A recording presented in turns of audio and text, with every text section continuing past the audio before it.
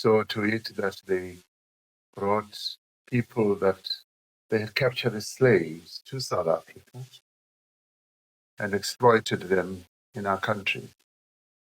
So that in many ways forms real ancestral bonds between our two nations, because in South Africa we have people of Indonesian origin.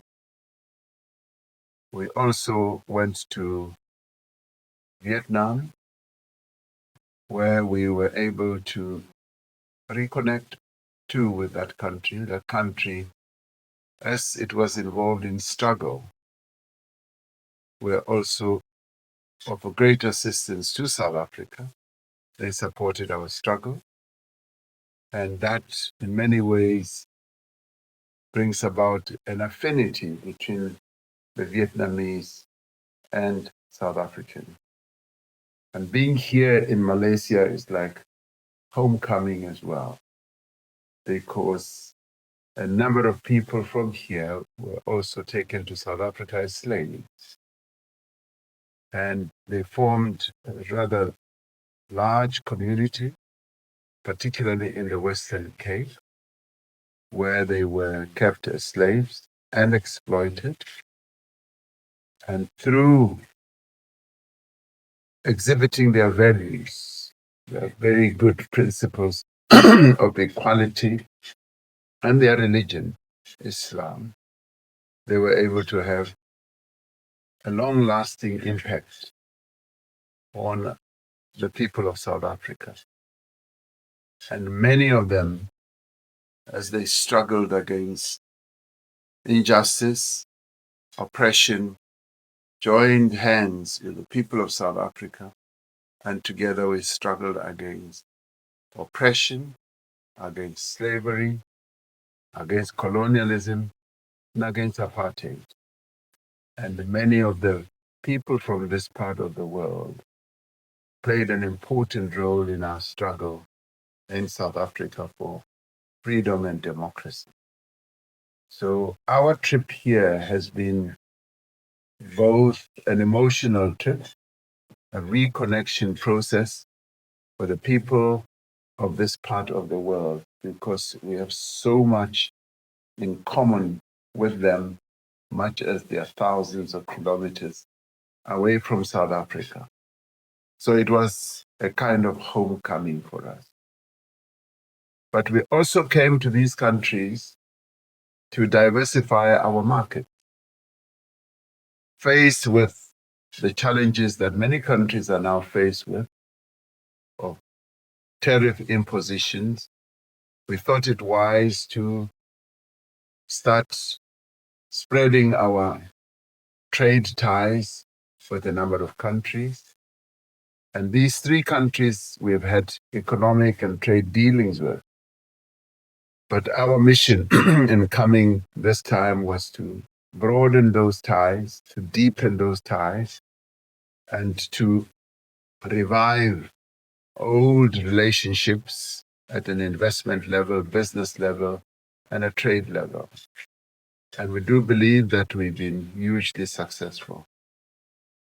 This region has about 380 million people, and these are 380 million people whose trade with South Africa is just some $22-25 billion.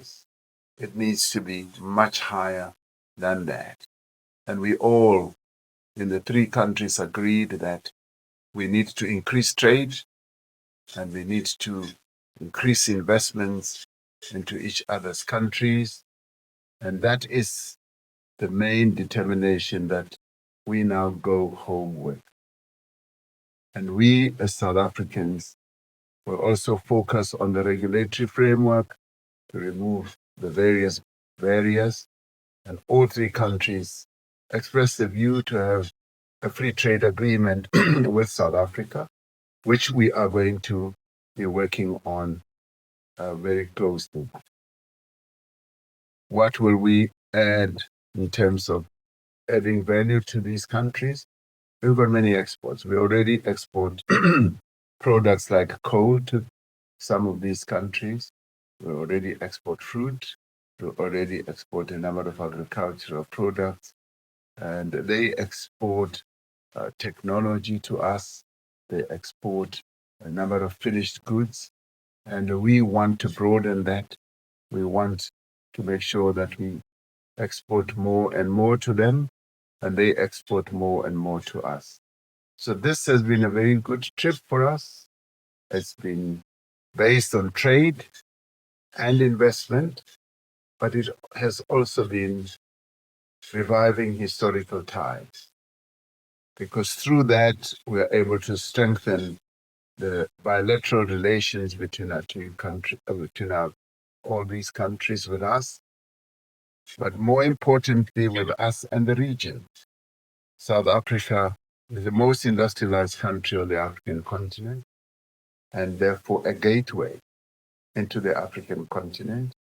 And all three countries confirm that they see South Africa as the manufacturing hub of the African continent, the industrial hub of the African continent, and a trade way into the rest of the continent.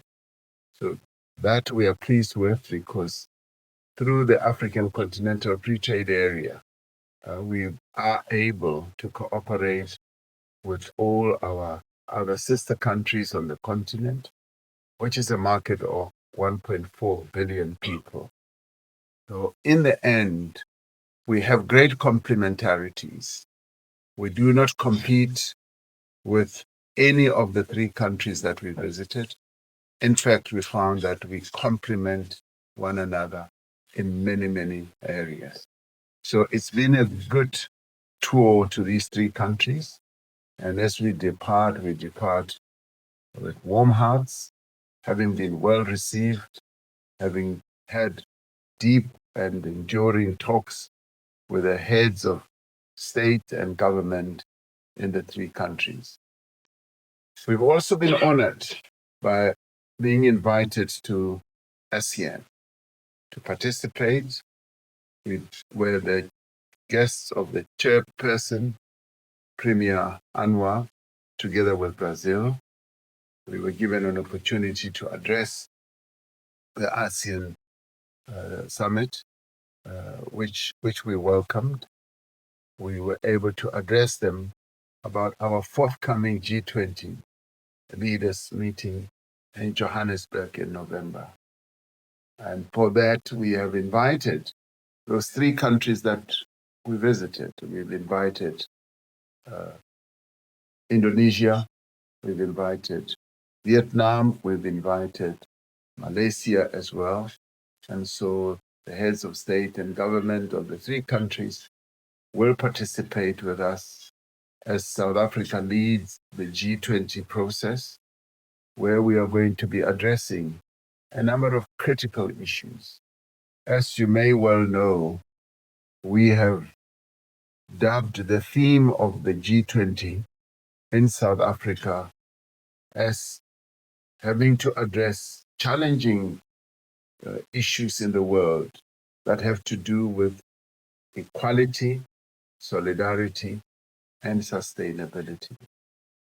We chose these themes because we had a sense that the world, in terms of the challenges that are being faced, is slipping away from having a sense of promoting equality between nations and also in nations. And so we therefore felt that it is important that this important value of equality should be addressed. And there shouldn't be a situation where inequality continues to be promoted.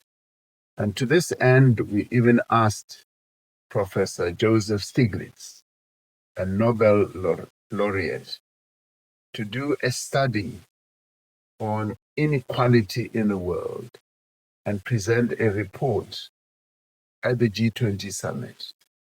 Now, in our view, this is going to be a mega report led by Professor Stiglitz, together with a number of experts of high standing.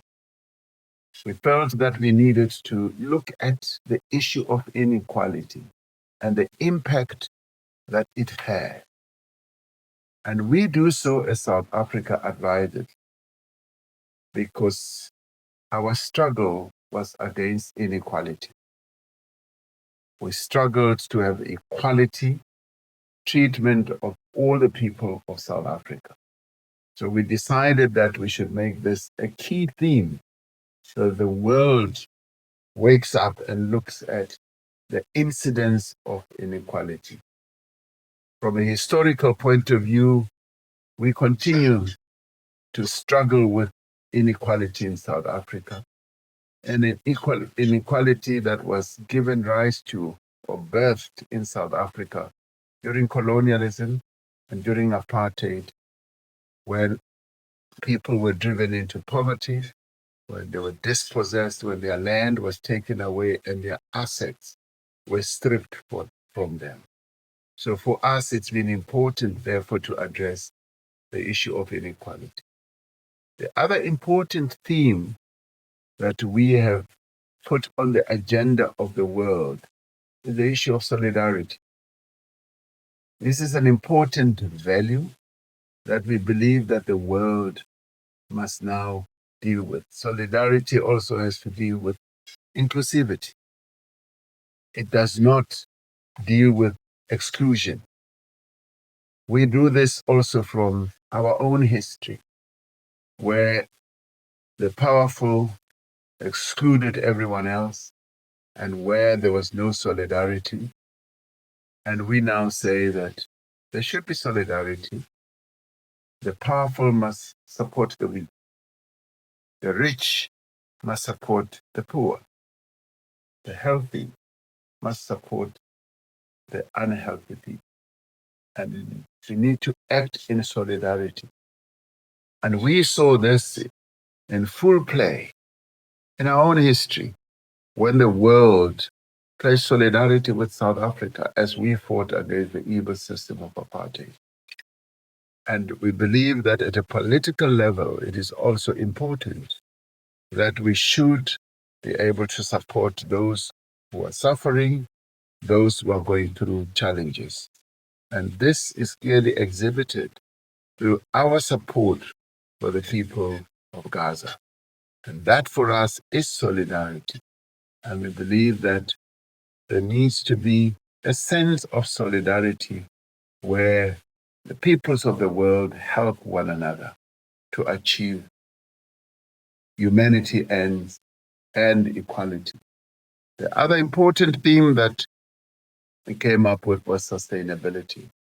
That the world needs to move towards sustaining everything that we do.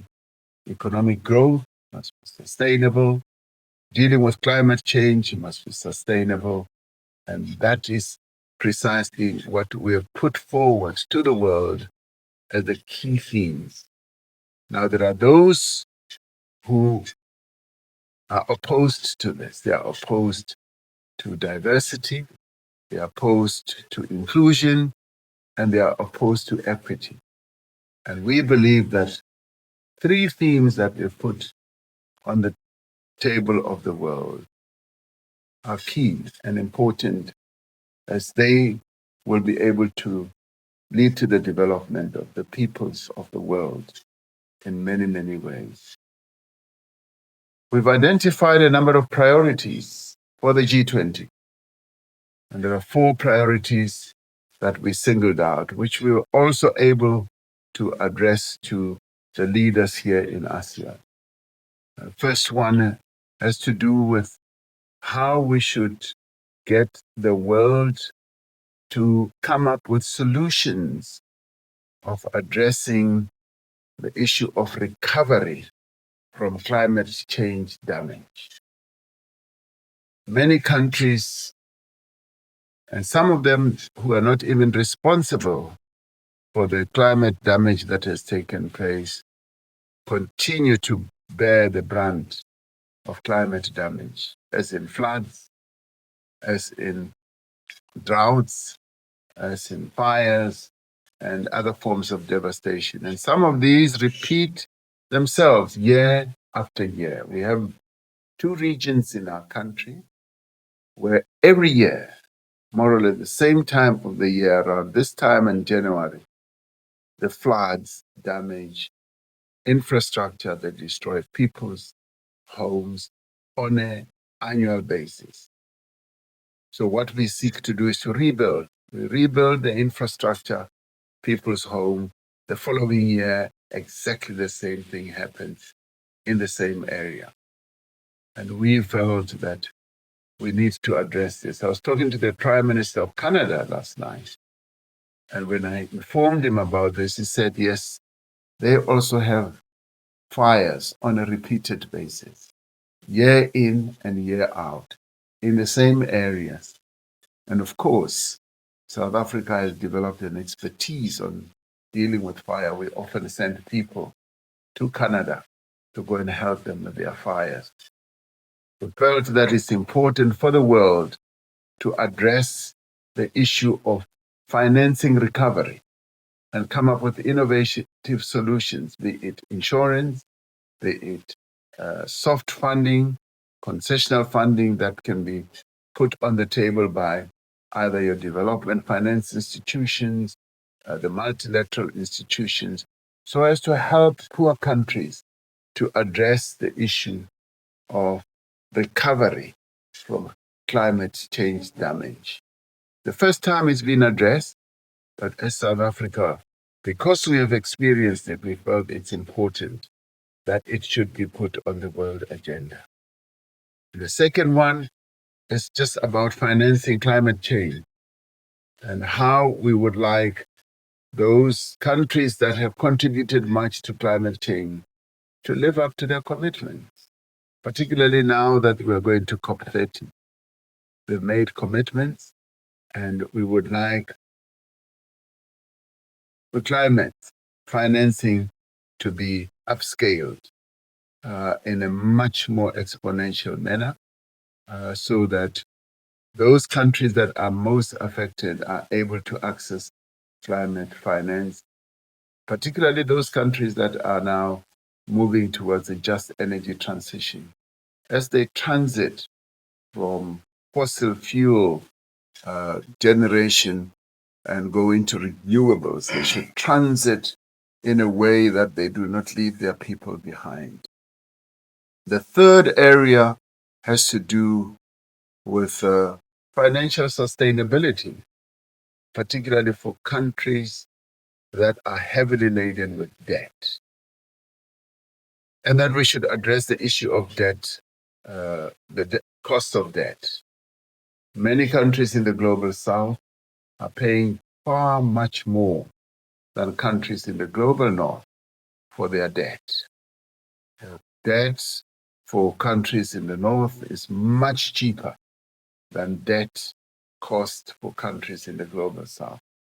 And we think this is a huge injustice because many countries spend much more of their financial resources financing debt rather than paying for education, for health, and for infrastructure and development. And we do believe that this needs to be addressed. The final thing that we've put on the table as a priority is the issue of critical minerals. And simply put, we say that many countries in the global south, particularly on the African continent, are well endowed with critical minerals. Many countries that are more developed set up processes just to extract those minerals, rock, soil, and dust, and take it off to their locales. And we now say that we want those minerals to be processed in countries of origin, next to the places where they are extracted, so that the communities from where those minerals come from should benefit from the minerals that Providence has endowed them with. And we do believe that there needs to be proper critical minerals governance. There needs to be norms and standards that are put in place. And there needs to be a commitment to invest in the processing of minerals close to where the minerals are extracted. So those are our key priorities, which we have shared with various countries here in Southeast Asia. And we're now going to have those issues properly discussed and debated at the G20. We have been making quite a lot of progress in the various 130 meetings that we've been holding throughout the year, leading various countries, and we've had great success in getting a number of countries to reach consensus on the various themes as well as the priorities that we have set out for ourselves. So our visit here has been very successful. We are very pleased with the way we were received and the responses that we have also been given in terms of our ambitions to spread our access to the various markets here. And this has obviously been born out of our response, as many countries are responding now, to diversify away from single markets where there's a lot of risk already. If we diversify and deepen our market access with many other countries, we'll be able to have greater economic growth in South Africa, as well as economic growth in those other countries that we will deal with. Thank you very much. And I'm sure I've answered all your questions. And I have a plane to catch. Thank you very much, Mr. President. The President follows most of you and knows your work, but if you could just please remind him of your name and the media house that you represent before you ask your question. We'll take Lin Chu first, and then we'll go to Uliana, and then we go to Sudi. That's the first three we'll take. Thank you. Your Excellency, my question is, South Africa hold the G20 presidency, and you have just concluded a visit to Vietnam ahead of this summit. How do you see the future of South Africa and Vietnam relation within the broader ASEAN-Africa partnership? Thank you. You forgot to introduce yourself, Lin Chu. Lin Chu, Sudi. Thank you. Liana? All questions together. No, just one question for now. Just in this first round. Yeah. Thank you so much, Mr. President. Your Excellency, my name is Uliana. I'm from the Russian state news agency called RIA. And in September, you proposed South Africa as a venue for negotiations between Russia and Ukraine in the ongoing peace process. So, if given the opportunity to facilitate those negotiations, how would you approach organizing it? And would you be open to visiting Russia as a part of this facilitation process? Thank you so much. Thank you. Then Sudi at the back. Oh. No, Sudi, next to you. Sorry. Yeah. Mr. President, thank you so much. My questions are on trade. To begin with, if you could give us an understanding on your negotiations with the United States and the trade team. Where is that? And also in your three-nation report that you spoke about and referred to, how much of trade will you take so that it offsets the trade that you're losing out on the tax? Thank you. Mr. President, we'll just take this first three for now. Thanks. How do we see the progress in trade between South Africa and Vietnam?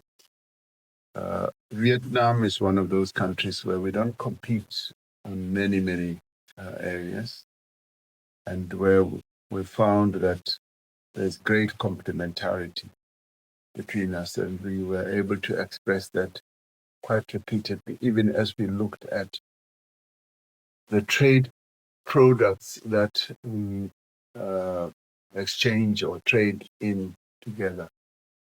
We can export to Vietnam a number of either agricultural products.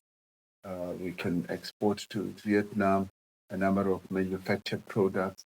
In Vietnam, has developed a keen expertise, for instance, on electric vehicles that we can export to them, as well as technological or digital products.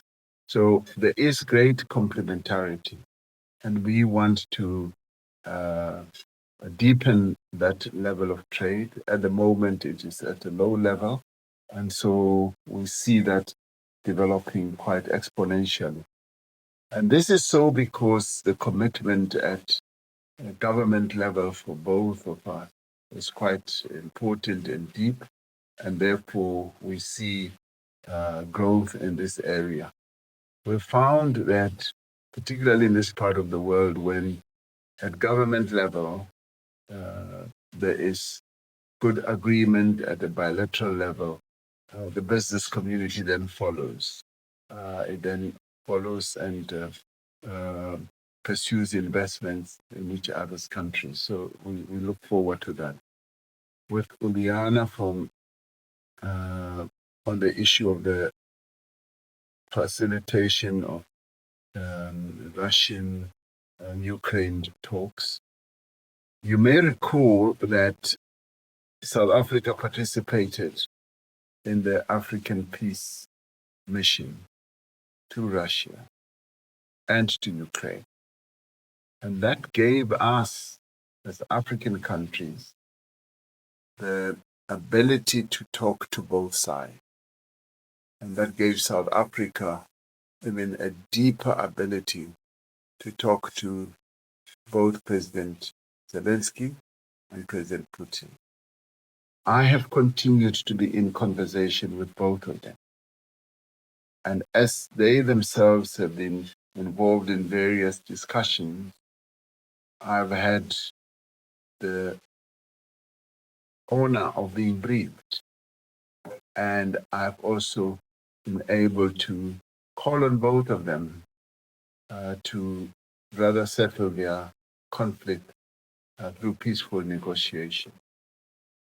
We are involved with them at ministerial level, at official level, and even at my level.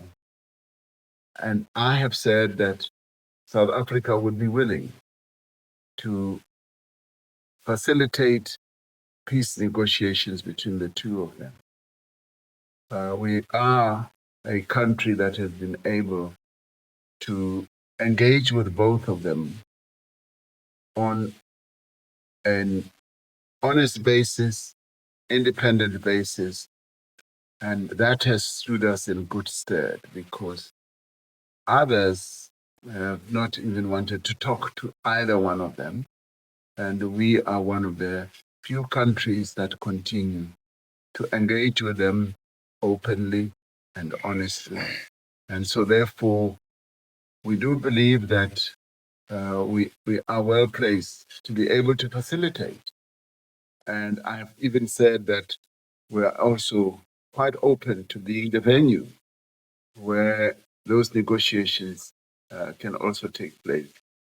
We are very far from that conflict, but at the same time, because our foreign policy is underpinned by the need for the settlement of conflicts through negotiations, a process that we were taught by Nelson Mandela, that it's always best to settle conflicts through negotiation rather than continued war.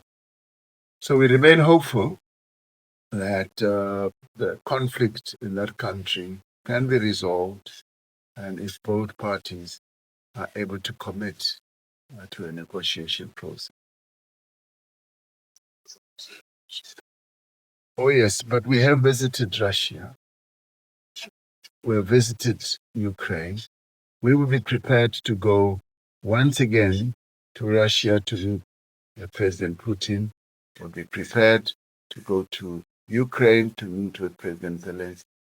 President Zelensky and I have met on a number of occasions on the sidelines of the EU summit, UN summit rather, and we also received him in South Africa, where we discussed this. So President Putin and I have also met on a few occasions on the sidelines, either of the BRICS summit and so on. So we will be open to go to Russia anytime.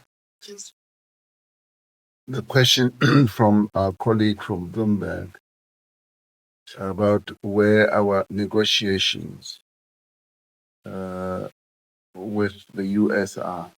We are involved in negotiations with the US, and we are part of a club of countries that are at the moment deeply involved in negotiations with the US. And those negotiations are now based on text. They are now based on real engagement with a view of finding a settlement. They are no longer based on just talk, on just public messages.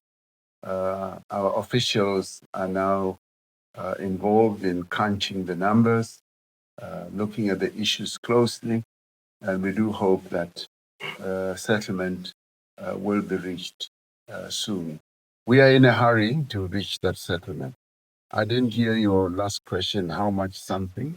Basically, Mr. President, your trip to the three nations, Yes. how much of trade you're going to take back, or will be increased in South Africa so that you can, compensate for the trade you're losing out?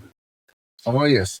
At the moment, I said that the trade between our various countries is about 25 billion US dollars. We want to treble that. We want to double it, and we want to treble that. There is tremendous scope for us to continue trading with one another.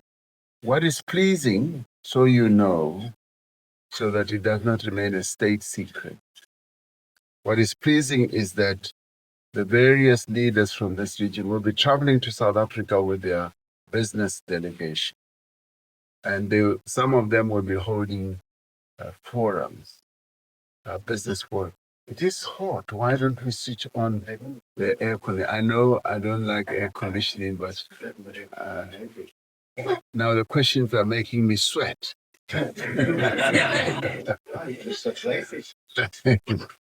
So we're hoping that the trade can increase exponentially amongst our countries, so that the challenges that we are facing on a tariff basis can be offset by good trade. And if we underpin or support the agreements that we will have with the three countries through free trade agreements, it'll even be better because it will enhance our trading with them. Thank you. So we'll start at the back next to Shodi and then come to the front. There's a mic. There's a mic. No. My name is Manish Chand. I'm from India. This is India Dialogue Network. President, thanks for this big picture overview of South Africa G20 presidency. We are maybe 1 month away from that. Now, the global South has enjoyed primacy and ascendance over the last 4 presidencies. And Johannesburg Summit marks the end of the first cycle, beginning another cycle with the United States. Do you think the focus on global South will continue under the next cycle of presidency starting in the United States? And a small question on the, it looks like President Trump will not be in Johannesburg. And you think that will impact the success of the summit and the joint declaration? And going forward, especially as US takes over the G20 presidency next year. Thank you. Come to the front here. Go ahead.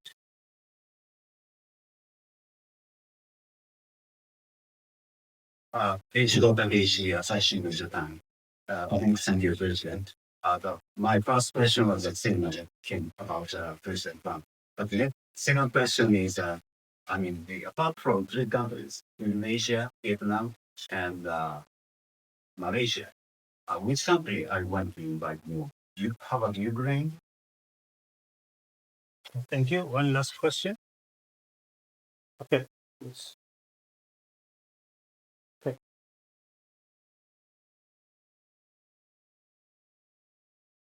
My name is Marsha from Music Indonesia. Then, quick question on maybe you can share key outcome about your trip specifically here in Indonesia. About, sorry? Yeah. Key outcomes Okay. specifically related to Oh, Malaysia. yeah. Thank you very much for this. Mr. President, we'll take that last three. Thank you.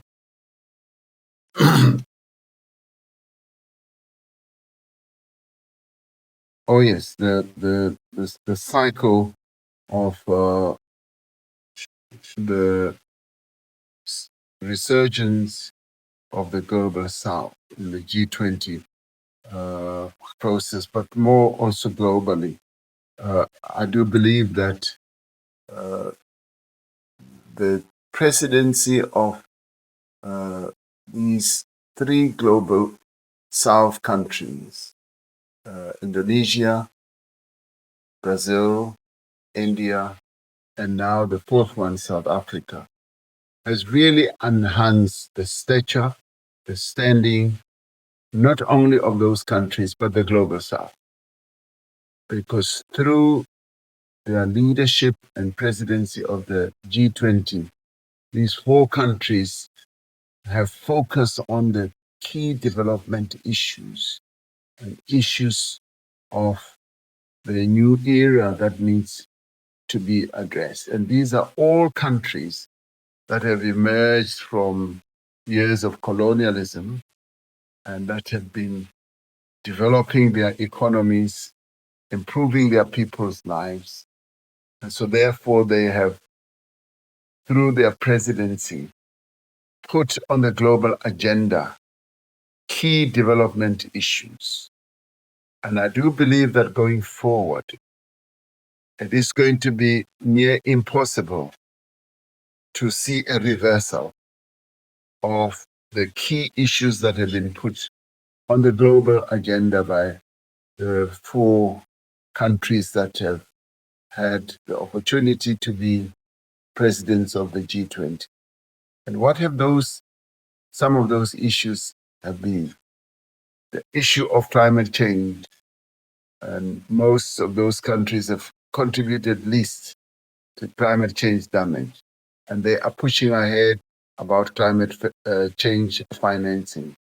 They've also spoken very loudly and boldly about the reform of multilateral organizations such as the UN, the financial institutions, as well as the WTO.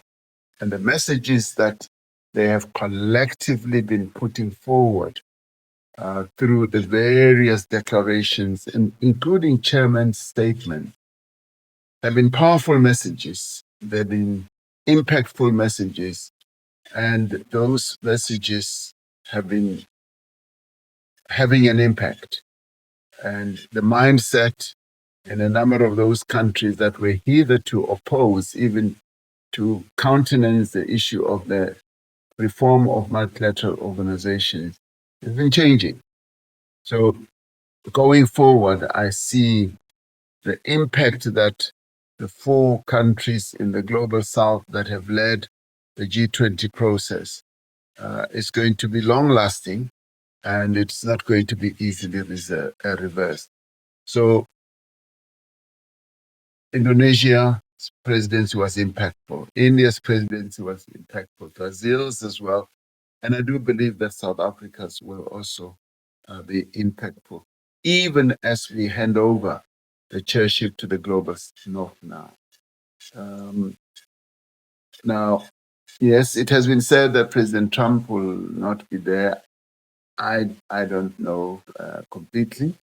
But even if he's not there, the G20 summit will go ahead. We will work very hard. Our Minister of International Relations here, Minister Ronald Lamola, is working very hard as he leads our G20 presidency process to have a declaration arrived at. We've been working extremely hard in all the 130 meetings, and there is an emergence of a consensus. And as often happens with these things, The declaration will be only finalized by the leaders when they meet, where we hope that full consensus or sufficient consensus will have been reached. So that's what we're hoping for. The lady from Japan asked whether which other countries have we invited. The G20 has 21 members, 20 countries, including the AU, and of course a regional bloc, which is the EU. And we have invited a number of other countries, the regional heads of all organizations in the world, in Asia, in Latin America, and a number of places. So they are all coming. And we've also invited as partner countries, some of the countries that are our immediate neighbors. Obviously, not all of them, but some of them that are our immediate neighbors. Because Europe is going to be so well represented, we have not been able to extend the invitation to everyone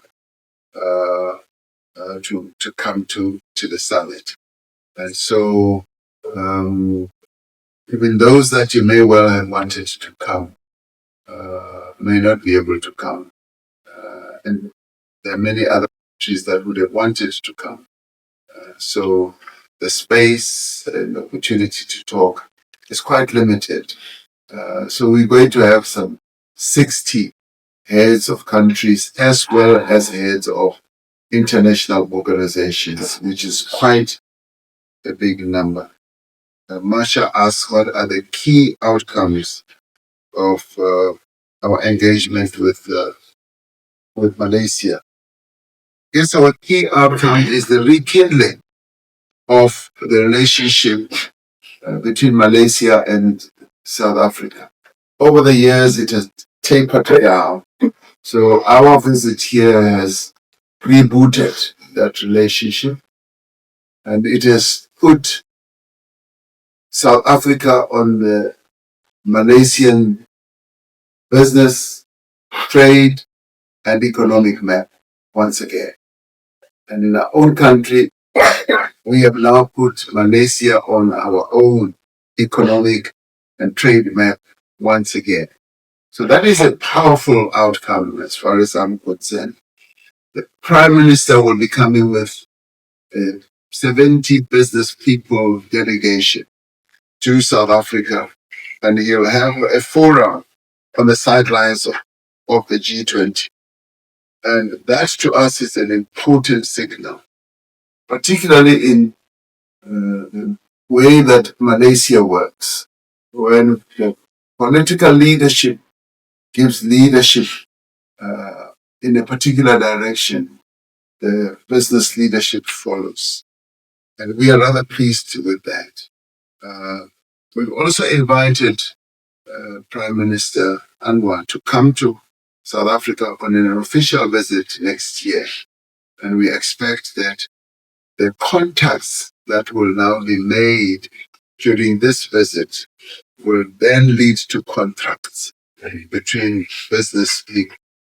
And at government level, we will be able to sign a memorandum of understanding now that we have resolved to engage. The relationship between myself and the Prime Minister is a good one. And we are also using that as a very strong platform to encourage everyone who is a player in the economic field to follow suit. And so therefore, the outcomes are going to be quite huge. And we've also identified areas where we need to focus more attention. For instance, on halal foods, the certification of a number of our businesses to be able to export foods to Malaysia is one of the issues that we're going to look at. And issues of semiconductors that Malaysia is really good at is also going to be something that we focus on. So there is a lot of trading and investment that will go on between Malaysia and South Africa from now going forward. On education, our education or student exchange program will also get into top gear. So we will be able to cooperate also at intelligence level to share information. Defense industries is another area where we said we want to focus on, because Malaysia recognizes South Africa's capabilities when it comes to the defense industry.